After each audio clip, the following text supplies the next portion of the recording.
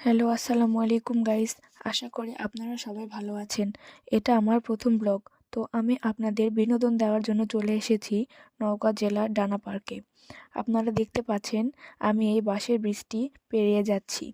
তার পিছনে কি আছে তা আপনাদের দেখাবো। আপনারা আমার সাথেই থাকুন। ব্রিজটি পার হওয়ার সময় আমার অনেক ভালো লাগতেছিল এবং ভয়ও করতেছিল।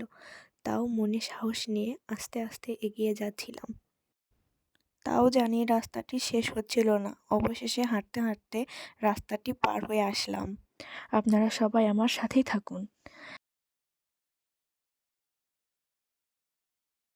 ব্রিজটি পার হয়েই প্রথমেই আমার চোখে পড়ল সেই বিরল গ্রামীণ একটি মনোমুগ্ধকর দৃশ্য।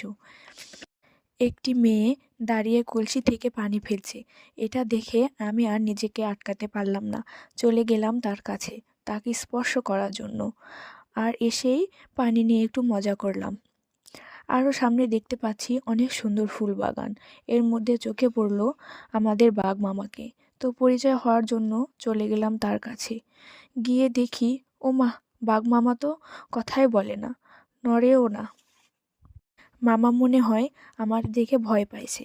তাই চলে গেলাম জিরাফের কাছে। জিরাফ শুধু আমাকে দেখতেছে, মনে হয় পছন্দ হয়েছে। তাই আসলাম পরীর কাছে।